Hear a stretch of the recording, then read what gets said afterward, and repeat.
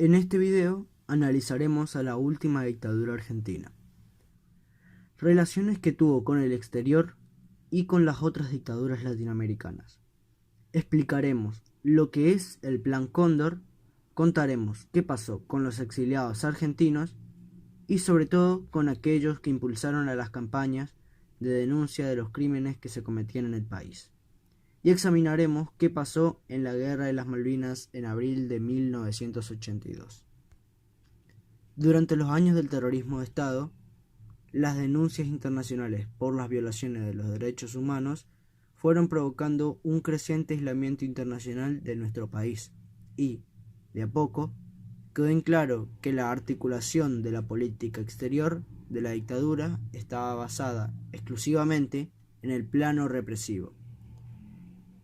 Estas siguientes 5 preguntas, que vamos a explicar brevemente luego, ayudan a visualizar qué pasó con la dictadura por fuera de las fronteras nacionales y brindan elementos para comprender qué sucedió en la Guerra de las Malvinas. Pregunta número 1. ¿Qué fue la doctrina de la seguridad nacional?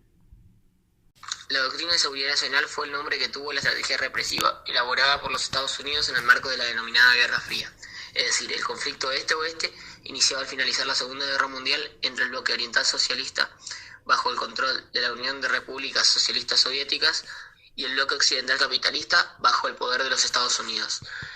Esta doctrina estaba fundamentada con el concepto de guerra interna como respuesta al peligro de la, entre comillas, invasión comunista. En este sentido, se consideraba que, debido a la expansión soviética, la defensa nacional ya no podía ejercerse solo a partir de los parámetros de una guerra clásica, territorial y de fronteras en el plano militar, sino que la defensa de la civilización occidental y cristiana ante la amenaza marxista exigía dar la batalla en todos los frentes, en el ámbito de la cultura, la educación, la economía, la política y la sociedad en su conjunto. Esta doctrina concebía al enemigo como una amenaza que no reconocía fronteras geográficas, sino básicamente ideológicas. Y todos los conflictos internos y externos eran leídos en la misma clave interpretativa: el peligro de la infiltración marxista. Este criterio llevó a diseñar políticas para las distintas regiones del mundo, entre ellas América Latina, que era considerada el patio trasero de Estados Unidos, es decir, como una zona de influencia y control exclusiva del imperio. Robert McNamara, secretario de Defensa de los Estados Unidos, afirmó al respecto: nuestro objetivo primordial en Latinoamérica es ayudar, donde sea necesario, al continuo desarrollo de las fuerzas militares y paramilitares nativas, capaces de proporcionar, en unión con la policía y otras fuerzas de seguridad, la necesaria seguridad interna. Por un lado, este cuerpo doctrinal pretendía convertir a las instituciones militares en guardianas y policías del orden político interno, ante la permanente amenaza de disgregación o desestabilización nacional que habría emergido en la región a partir del triunfo de la Revolución Cubana en 1959. A partir de esto, el equipamiento, el financiamiento, el entrenamiento y la formación ideológica de las fuerzas represivas latinoamericanas se convertían en un objeto central del Pentágono.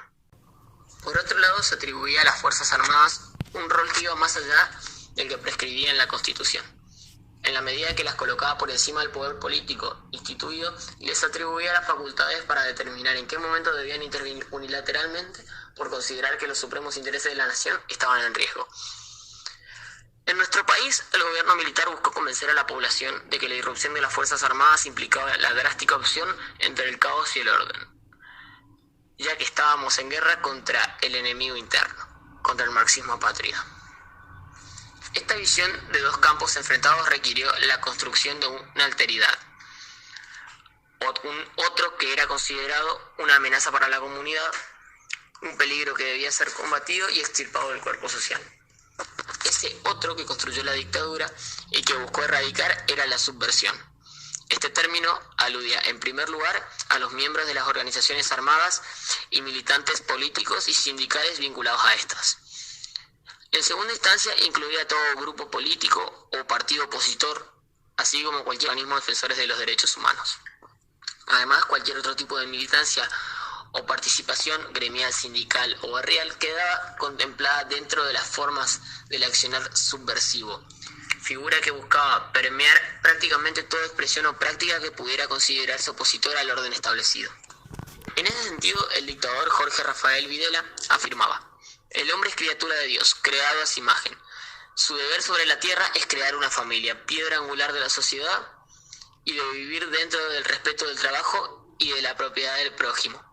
Todo individuo que pretenda trastornar estos valores fundamentales es un subversivo, un enemigo potencial de la sociedad, y es indispensable impedirle que haga daño. La categoría subversión, vuelta a sustantivo, se tornaba voluntariamente amplia, incierta, vaga y al mismo tiempo totalizadora. Esta estrategia diseminaba el terror y generaba la parálisis que impedía cualquier tipo de cuestionamiento o manifestación de conflictividad. Esta lógica binaria del nosotros-ellos, del amigo-enemigo, del argentino-no argentino, asimilada y articulada en torno a la doctrina de seguridad nacional, permitió el desarrollo y la implementación de una metodología represiva basada en la creación de centros clandestinos de detención y en la figura del desaparecido. Pregunta número 2. ¿Qué relaciones pueden establecerse con las demás dictaduras que se implementaron en Latinoamérica? Las dictaduras en América Latina entre 1960 y 1990 tienen 3 puntos de relación. 1. Todos los golpes de Estado fueron hechos por las Fuerzas Armadas. Estos siguieron en Uruguay, Chile, Brasil, Paraguay, Colombia, Perú y Argentina. 2. Coincidencias internacionales. Luego de la crisis de los misiles en Cuba, Estados Unidos elaboró la técnica internacional del denominado patio trasero. Por lo tanto, se consideraba a América como un territorio crucial para la defensa de su esfera de influencia en el marco de la Guerra Fría. Podemos decir, entonces, que estos golpes fueron acompañados de alguna forma por los Estados Unidos. 3. Todos coincidieron en una gran aniquilación y represión al pueblo con un resultado de alrededor de 100.000 personas desaparecidas y una política económica neoliberal. Pregunta número 3. ¿En qué consistió el Plan Cóndor?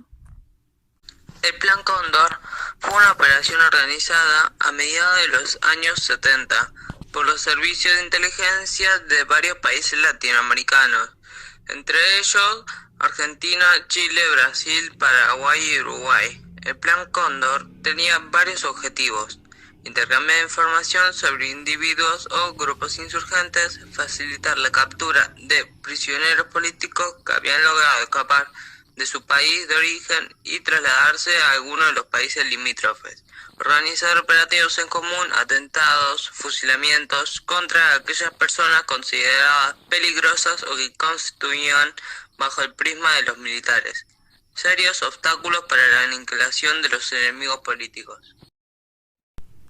Pregunta número 4. ¿Cómo fue vista la dictadura en el exterior? ¿Cuál fue el papel de los exiliados? Los gobernantes de las diferentes potencias mundiales occidentales vieron con buenos ojos a un gobierno de facto que se proponía a aniquilar a los movimientos de izquierda. Hacia 1977, la opinión pública internacional comenzó a conocer en detalle las múltiples violaciones a los derechos humanos llevadas adelante por la junta militar. Las distintas comunidades de exiliados fueron quienes llevaron a cabo las principales campañas de denuncias. La mayoría de argentinos que vivieron de exilio en diferentes países organizaron diferentes grupos dedicados específicamente a la denuncia al terrorismo de Estado en Argentina. Pregunta número 5. ¿Qué pasó el 2 de abril de 1982? ¿Cómo se vincula la Guerra de las Malvinas con la dictadura? El 2 de abril de 1982, la dictadura anunció que una fuerza militar conjunta desembarcó en las cercanías de Port Stanley y recuperó las Islas Malvinas luego de varios combates, en los que hubo muchos argentinos. Para poder explicar la decisión de la junta militar de desembarcar en las Islas Malvinas, cabe dar cuenta del nivel de desgaste del gobierno militar después de 5 años en el poder. En 1981, el presidente Roberto Eduardo Viola consideraba que eran tiempos de cosechar los frutos y suponía que ya se había ganado la paz y por eso, por ejemplo, solo quedaban en funcionamiento 2 centros clandestinos de detención. Sin embargo, la realidad era que la tasa de inversión caía, la inflación crecía, se producían devaluaciones y la recesión era evidente. Las Fuerzas Armadas comenzaban a cuestionar el gobierno de Viola, ya que no solo ponía en peligro la credibilidad del gobierno, sino su continuidad. En julio del mismo año se conformó la Multipartidaria, un espacio que incluía a los partidos políticos tradicionales cuyo objetivo era mantener un diálogo con la Junta en busca de la recuperación del Estado de Derecho. Estaba conformada por Unión Cívica Radical, el Partido Justicialista y otras fuerzas de menor peso. El 30 de marzo, 3 días antes de que anunciaran el desembarco de Malvinas, la Confederación General del Trabajo convocó a una concentración masiva en Plaza de Mayo para repudiar la dictadura. El 16 de marzo de 1982, en Puerto Leyte, en las Islas Georgias del Sur, un grupo de obreros argentinos que había sido trasladado allí para desmontar las instalaciones de un astillero realizó un gesto provocador, izó la bandera nacional y realizó unos disparos al aire. Los integrantes del British Antarctic Survey ordenaron arriar la bandera e informaron del hecho al gobernador de las islas, Rex Hunt, quien le pidió a su gobierno la expulsión de los obreros. Ante la amenaza británica de actuar por la fuerza, un grupo comando argentino, los Lagartos, conocido por Alfredo Astiz, desembarcó en las islas para defender a los obreros argentinos, y lo hizo en una fecha simbólica, el 24 de marzo de 1982, el día del aniversario del golpe. Entre el 20 y 26 de marzo, Margaret Thatcher autorizó el envío del buque Endurance a las Georgias con el fin de desarmar a la dotación argentina, lo que provocó que la Junta Militar se decidiera por lanzar la operación de desembarco en las islas. El desembarco en las islas se produjo finalmente el 2 de abril.